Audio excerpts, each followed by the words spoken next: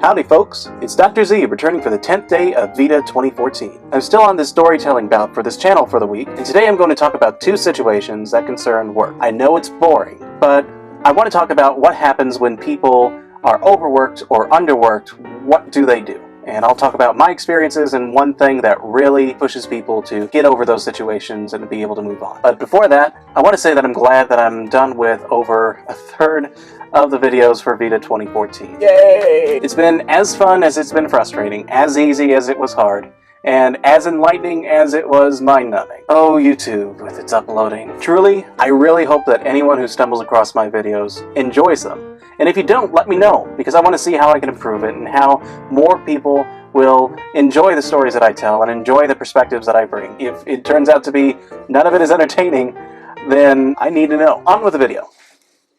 First, I'm going to talk about the literally busiest day I've ever had while practicing in pharmacy. Because as a pharmacy student, you get busy, focusing on 6 classes at once, and then on top of it, you're working on student organization program, fitting with your future, and continuing your relationships with your family, a whole circus to juggle. And I've been to plenty of stores as well, because there have been some stores that kicked my butt, there's been some stores that have been real snores, but the busiest day has to be at a time when I was in a town between Springfield and the western border of Illinois. I can say which town, it's just somewhere in between. And it happened to be a closing shift on a weekend in the dead of winter. It also was predicted to snow quite a few inches that next day. Got into the shift, met my opening pharmacist. Not the first time I've been there, but it was relatively new to me. I didn't expect it to be my busiest. It was just, okay, I'm gonna get in here, I'm gonna work, and then I'm gonna go home. Pharmacist left for the morning, and it wasn't that bad. It was about 5 o'clock. Things were going smoothly. We finished out the work queue, which is the prescriptions you have lined up to finish for the day. And I was pretty cool, I was calm. Then we got 3 people all at once. We dropped off all these prescriptions.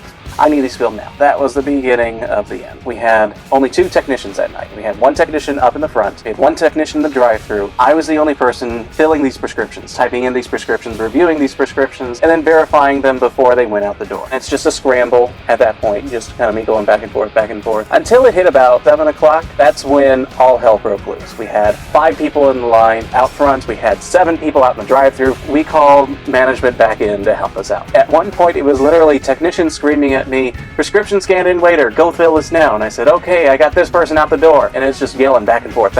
And I'm typing up as fast as I can. And as soon as I finish typing, and I hear the printer's done, and then I grab those papers, and then I go get those prescriptions, and I fill them, and then I slap the label on, and then I go back to the thing to make sure that I review a couple more to get that printing as I'm verifying the ones I just filled. It's just a madhouse. The only caffeine that I had during that day was a Diet Dr. Pepper I had on the drive up. At that point, I was completely depleted. I knew I couldn't stop. There were people who were waiting, and I completely understand the situation. You don't want to get stuck in the snow. A completely reasonable request. Just not all at once. I remember that I was immediately zombied. Got into that routine, and I don't remember exactly what was happening. And then at some point, the manager was yelling back, "Keep up the good work. These people are getting out the door. Just keep going. You're doing fine." Technicians were still out in the front and the drive-thru, and the manager was just doing all she could to kind of help us out. That manager that night, she really helped me out with a small pep talk on, "You're doing a good job." It may have been endorphins, it may have been adrenaline that was pumping again. It was, okay, I'm making a difference. I'll keep moving on. In the morning, they filled about 200 prescriptions. By 8 o'clock that night, we filled another 4. It was unbelievable. The amount of people that I was filling and then verifying and being able to get out the door. And certainly they were also picking up prescriptions that they filled already that morning, but my God, usually the standard load of a day is maybe about 200 to 300 standard. 600 is a beast. At the end of that day, we filled about 850 prescriptions. So taking out this 200, 650 prescriptions with 2 technicians, 1 manager, and 1 pharmacist. That was a pretty adrenaline pumping night. Now, the time that I was at my slowest was probably one of the first times I switched districts, where I first worked in a store that was north of St. Louis. Not the first, but one of the first. And I went up to this town north of Springfield. First time into the store, checked the stats, and I found out that they only filled about 40 prescriptions that morning. And the pharmacist on duty was telling me, yeah, this is probably going to be a slow day because it's the slowest day in the week, and on top of it, it's the middle of the month. You're probably not going to get any new prescriptions coming in the door. Good luck. And he kind of left. Okay, see ya. The rest of that day, we didn't sell more than 20 prescriptions. So it was 60 total, which is a really slow day. Like I said, Standard day is about 200 to 300 depending on the pharmacy. There's about maybe 3 hours left in the day. And I had a technician earlier in the day. She filled out the rest of the prescriptions for the day, and then she left. And then the other technician kind of helped me with the rest of the prescriptions for the next day. I've been known to send technicians home when I know they're going to be bored out of their mind. I don't want to waste their time. It's bad enough that I have to be there. I don't want to force them to be there. If they're going to find a better use of their time for the rest of the day, more power to them. I sent him home and then spent the next 10 minutes filling out prescriptions up to a week ahead.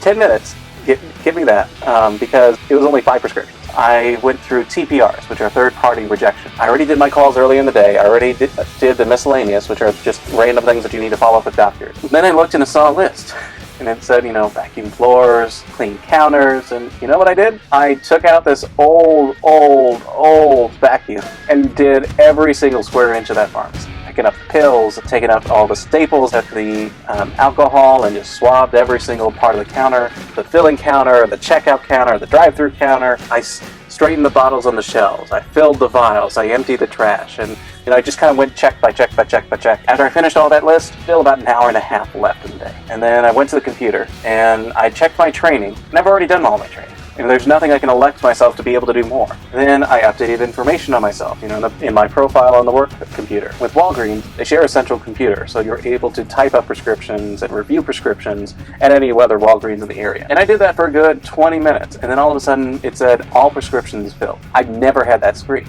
And I kept refreshing it, and it said, yeah, all the prescriptions are typed. And I did a review. All prescriptions reviewed. Did I just finish the entire district? And it's like, oh, okay. What time is it now? An hour left.